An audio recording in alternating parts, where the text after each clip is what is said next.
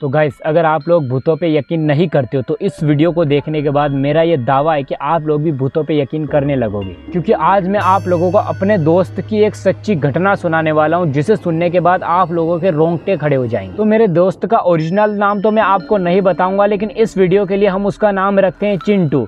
तो चिंटू के गांव में एक बहुत बड़ी एक अफवाह थी कि उसके जो पास में जंगल है वहां पर रात को कोई नहीं जाता था, क्योंकि वहां के लोगों का ये मानना था कि उस जंगल में रात को जो भी जाता है वो सही सलामत आज तक कभी नहीं लौटा है। उसके साथ कुछ ना कुछ बहुत बुरा हुआ, या तो उसकी तबीयत खराब हो गई, या उसको अपनी जान से हाथ धोना पड़ा, या उसको आर्थिक रूप से बहुत बड़ा नुकसान हुआ। और इधर अब जो मेरा दोस्त चिंटू था वो था पढ़ा लिखा, जो कि इन बातों पर बिल्कुल भी यकीन नहीं करता था। भूत प्रेत पे उसका बिल्कुल भी विश्वास नहीं था। मेरा दोस्त चिंटू इन भूत प्रेत की बातों को सुन सुनकर बहुत ज्यादा पक चुका था। अब उसने एक दिन सोचा कि मैं खुद जाता हूँ जंगल में रात को और जाकर आखिर देखता हूँ कि उस जंगल में ऐसा क्या है जिसकी वजह से लोग इतने डर रहे हैं। अब रात होते ही चिंटू अपनी गाड़ी उठाता है और बिना किसी तैयारी को और बिना किसी को बताए चुपके चुपके जंगल की तरफ निकल पड़ता है। अब रात के करीब 8 बजने को आए थे और मेरा दोस्त जंगल में लगभग 2 से 3 किलोमीटर अंदर चला गया था। और अगर जंगल की मैं बात करूं तो जंगल पूरा 12 से 13 किलोमीटर के बहुत बड़े एरिया में फैला हुआ था और बहुत ही ज़्यादा घना था। अगर वहाँ पर कुछ भी अबनॉर्मल एक्टिविटी की छोड़ो, यहाँ पर ऐसे भी जाने से हमें डर लगता है, क्योंकि वहाँ पर जंगली जानवर बहुत कुछ हो सकता है। लेकिन मेरा दोस्त यहाँ पर बिना कुछ सोचे समझे अपने जोश और आवाज़ में जंगल में चला गया। अब वो जंगल में गया था, वहाँ पर शुरू में तो सब कुछ नॉर्मल था, सब कुछ ठीक ठाक चल रहा था। लेकिन करीब 10 बजे के बाद से उसके साथ कुछ अजीब गरीब होने लगा। उसे वहाँ पर घबराहट सी महसूस होने लगी।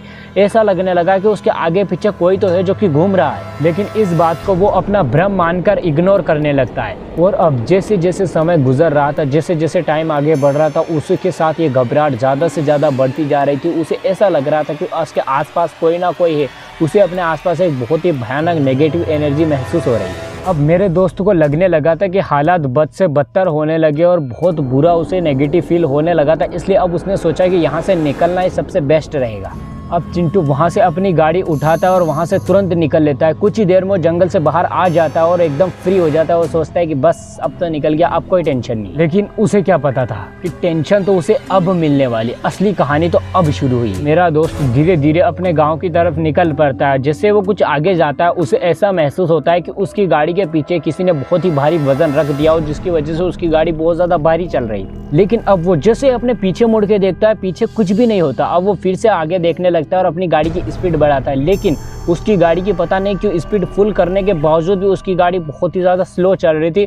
और उसे ऐसा महसूस हो रहा था कि पीछे कोई तो उसके पीछे बैठा हुआ है, जो कि उसके शोल्डर के ऊपर अपना हाथ रख रहा है। लेकिन इस बार फिर से वो पीछे देखता है तो उसे कुछ भी नहीं दिखता। अब वो बहुत ही ज़्यादा घबरा जाता है और अपनी गाड़ी की स्पीड फिर से बढ़ाने लगता है। लेकिन पता नहीं क्यों उसकी गाड़ी स्पीड पकड़ ही नहीं रही थी और उसे फिर से ऐसा ही महसूस होता है कि उसके पीछे कोई तो बैठा है। इस बार फिर से वो जैसे ही पीछे देखता है, अचानक से उसकी गाड़ी का एक्सीडेंट हो जाता है।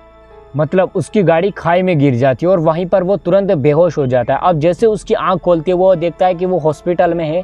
अब यहाँ पर उसे पता चलता है कि करीब वो 5 दिन तक बेहोश पड़ा था हॉस्पिटल में और डॉक्टर ने बताया कि उसकी हालत दिन पर दिन बिगड़ती जा रही है। डॉक्टर ने यह भी कहा था कि एक्सीडेंट की वजह से तो उसे बस कुछ मामूली खरोच आई है, उसके अलावा कुछ भी नहीं हुआ। लेकिन पता नहीं उसको कोई सी बीमारी लग गई थी या कोई बीमारी हो गई थी जिस कारण उसकी हालत दिन पर दिन बिगड़ती जा रही थी। डॉक्टर को ये नहीं पता चल पा रहा था कि आखिर उसको कौन सी बीमारी हुई। जब हम अपने दोस्त से हॉस्पिटल में मिलने गए थे तभी उसने हमें ये पूरी कहानी सुनाई थी कि आखिर उसके साथ क्या क्या हुआ था, और यही मैं आप लोगों को यहाँ पर सुना रहा हूँ। और अभी तक उसकी हालत सही नहीं हुई है, वो अभी तक बीमार पड़ा हुआ है और उसका ये भी नहीं पता चल रहा है कि आखिर उसको कौन सी बीमारी है और क्या उसको प्रॉब्लम हुई है।